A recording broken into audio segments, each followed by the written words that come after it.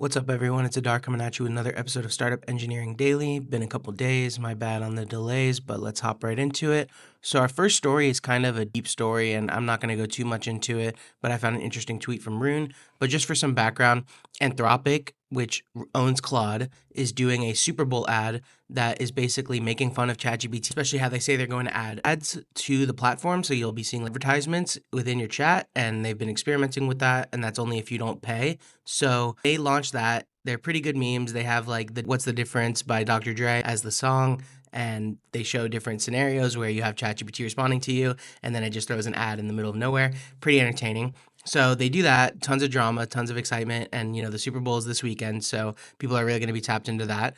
And then Sam Altman, the CEO of OpenAI, replies and basically says that the ads are funny, but he calls them super disingenuous. He says, like, Claude has no users. He says there's more ChatGPT users in Texas than Claude has users, period. He then also goes on saying that essentially ChatGPT is for the people and Claude is only for the rich because you need to have like a subscription. You can use Claude for free though, but I guess the usage rates are a lot lower, and ChatGPT obviously just has the bigger consumer, like kind of they've crossed the chasm a bit further in terms of like the UI and the chat app that people talk to, like the normies. But in terms of the industry, obviously Claude is very highly respected, especially the Sonnet and Opus models. So if you're interested in that drama, you can go check it out. The ads are on the Claude Twitter. So if you go to Claude's Twitter, you can watch the ads. It's like 3 of them. They're going to be pretty cool. They're definitely going to make waves on the Super Bowl. And there's a lot of beef between Anthropic and ChatGPT and OpenAI because of those ads.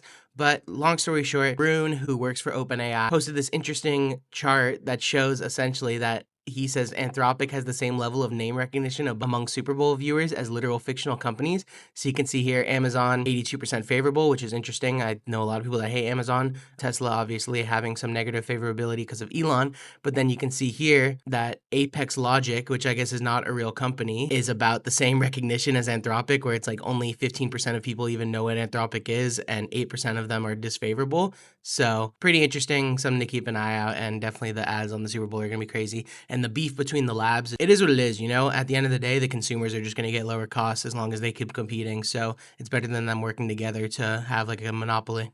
And then next we have a tweet from this guy, Zach Corman. Pretty interesting. I don't know what company he works for. I know it's some sort of like cybersecurity company and he's a CTO, but he's been doing this interesting side stuff. He's really against skills. He thinks it's such a security flaw, this idea of downloading other people's skills. It's kind of the same supply chain issues though as like normal NPM packages. I wonder if he would have more to say on that. But long story short, he made a skill that installs malware, I guess is kind of the idea of it. And he says that Vercel blocked their package Find Skills from recommending his malicious skill. But fear not, he made a new skill, Security Review 2, that isn't malicious. All it does is install the malicious skill, totally safe.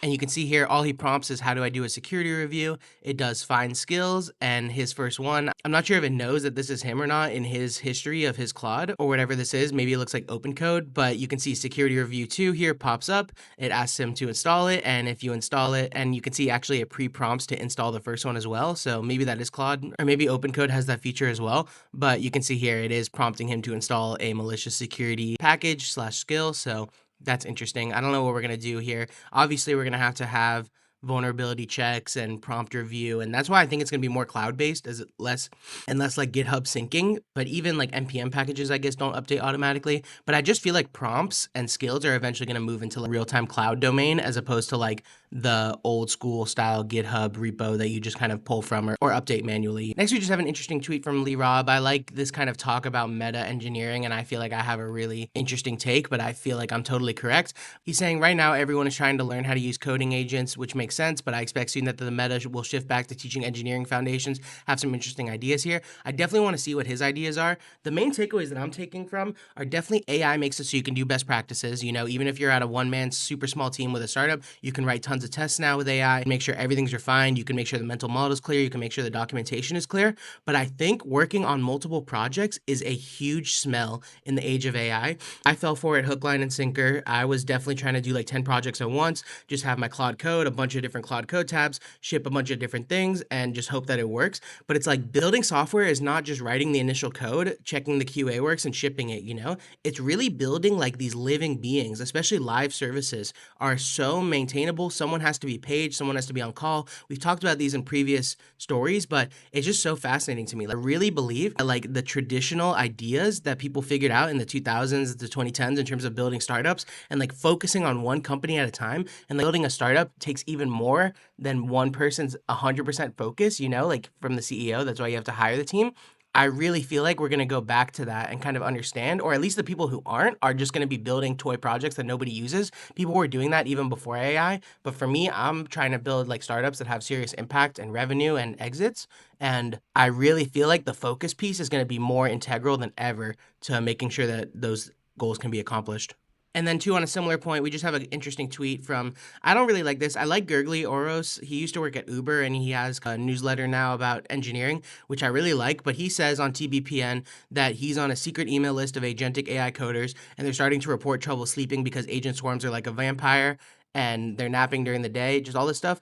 And, you know, it's so stupid. It's really like hustle culture type stuff. And it's like when I first started working on my project with Claude, I was staying up till 5 a.m., right? Because it's just so fun to just prompt it. But it's like, you need to be focused on building the software. You can't just like ship a prompt and go away and expect it to be working. Like, I know people will disagree with this in the age of AI, but it's like, that's something I'm really hard set on. And I definitely would make a bet and predict in the future that the people who are still focusing on the projects and leveraging their efficiency as opposed to just spreading out their efficiency are going to gain so much more. And even Peter Thiel says stuff like this before, where he's like, if you're working on another project, it needs to have exponential returns compared to working on the same project. Because with that trade-off, you're losing the leverage that you get on the first project, where everything you invest into it is just increasing it more and more. And it's like compound interest. Whereas everything you start that's new is just starting at zero. And it's like really easy to get shiny object syndrome. Obviously, I'm a victim of that as well. But I really feel like in the age of AI, you can't be doing more than one project at a time. And even me, I have like 5 projects right now I'm working on,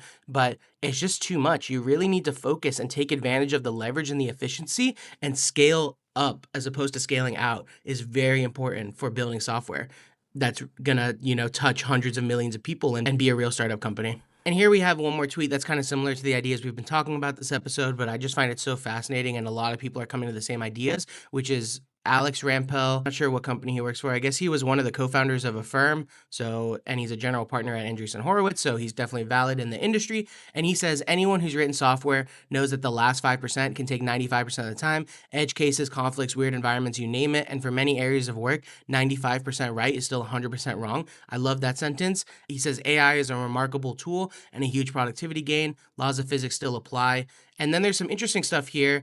We have from K. Manoj Kumar. He's saying the 95 is also the part that looks done. Stakeholders see a working demo and think it's ready. Engineers know the remaining 5% is error handling. And then we have a nice reply from Martin that essentially says, if you could build a state-of-the-art pen testing suite that fixes everything, AI would help with that. And that's where it's like, you don't even think to do that as if you're working on 5 projects at once. You kind of need to be focused on one project, and then you can invest in these things that add leverage, which is like creating a state-of-the-art pen testing suite for your specific project, you know, as opposed to creating like an all-around general pen testing suite for every website. Like, it's not possible, you know? You need to be focused on the product you're working on.